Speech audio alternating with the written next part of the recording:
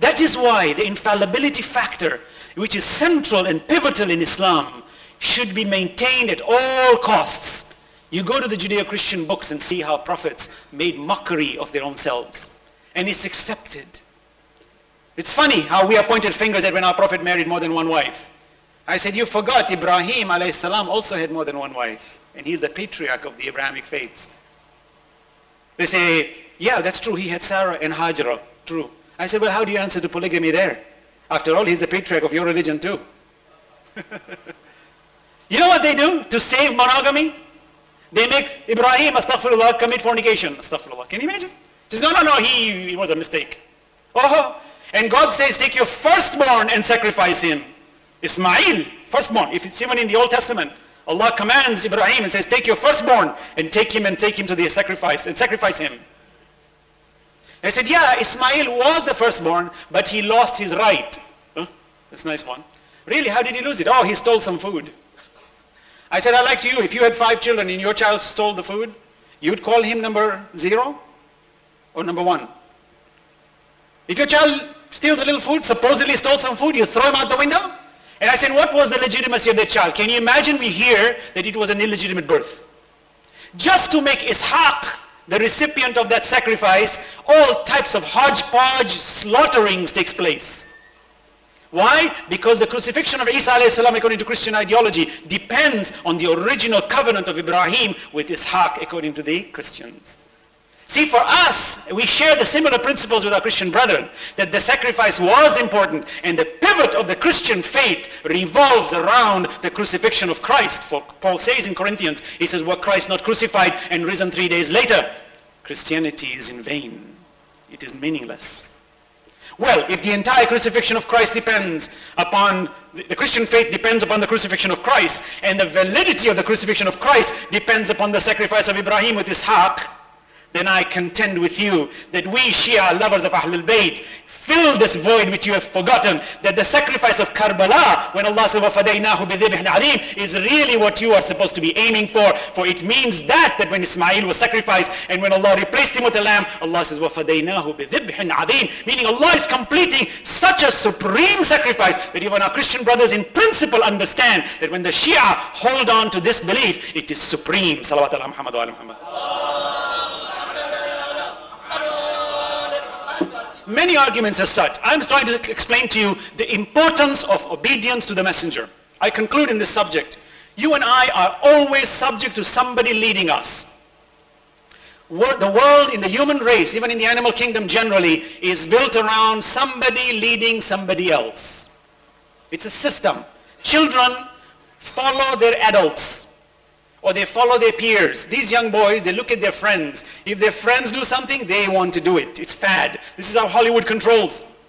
They look for smart children. They start to promote something, then every child wants to go into the store to buy it. And once it picks momentum, everybody wants it. It's what we call joining the bandwagon. We are subject to that. We cannot avoid it. Either you lead or you follow.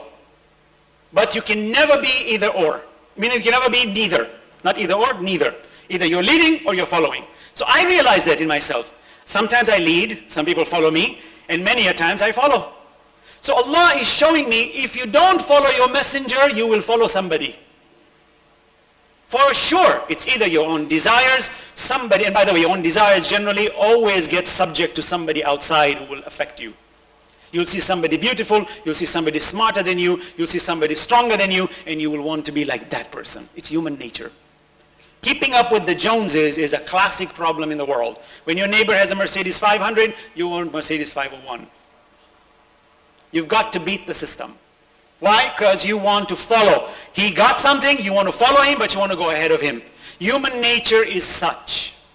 So Allah is saying, if you don't follow the Prophet, you will follow somebody. The problem you have is if you belittle your standards to something which is not absolutely perfect in the relative world, you have shortchanged yourself. So today, when Allah said, لَقَدْ كَانَ لَكُمْ in the Quran for us, He's telling us, you will follow somebody. I'm advising you that the best one you should follow is your messenger if you have reflected about who your value and what your values are. And my value system comes from Tawheed, لِمَنْ كَانَ يَرْجُ اللَّهِ. Because I have looked around and I've seen nothing but incredible beauty and gift of Allah subhanahu wa ta'ala, and therefore I've realized there is no better result since I came from Him. Inna lillahi wa inna ilayhi raji'un. I will go back to Him whether I like it or not. That's the reality, brothers and sisters. Yesterday I mentioned with regards to hijab. This is obedience to the Prophet now. We're going to be practical. We don't want to be philosophical and just, make everybody say, subhanallah, wa wa wa, mashallah, salawat, salawat, salawat, when we don't put it in action. Let's put it in action. I don't like being philosophical to excite people spiritually. Say, oh, mashallah, it was a lovely speech. And then we walk out and say, so what should I do now? I don't know. What should I do?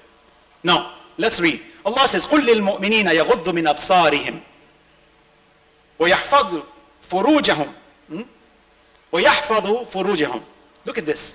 Allah subhanahu wa ta'ala says, say to the believing men to lower their eyes. Yesterday I spoke about hijab of women. Today I say about the hijab of men. Us men have not been commanded to cover ourselves because the responsibility, when Allah says, الرِّجَالُ قَوَّامُونَ عَلَى النِّسَاءِ, it is the responsibility of man to be the provider for the woman. He has to go outside into the outside world and work. And he is the hunter usually. It is the woman who is the hunted. So Allah has protected that system. And therefore mankind has been endowed with the ability to go out and work. But Allah says, therefore the hijab, which is the common dress which a woman wears in her complete form, is not obligatory on the man. Though sometimes it does become obligatory depending on how you look. If a woman comes and exposes herself, then cover yourself if she doesn't want to cover herself. You find some great urafa, when they saw a woman completely exposed, they didn't want to taint their visions, they used to look away. Why? You might say this is extremism. No, it's not. It's the means to purification. Not all of us have that capacity.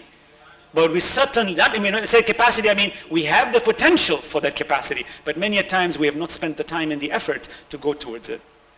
So you find Allah says, say to the believing men that they cast down their looks and guard their private parts. Don't go exposing your body parts in public. In the Western world, you find in men's gym, everybody takes their clothes off and walks around without clothes. Allah says this is not a good act. It leads to indecency.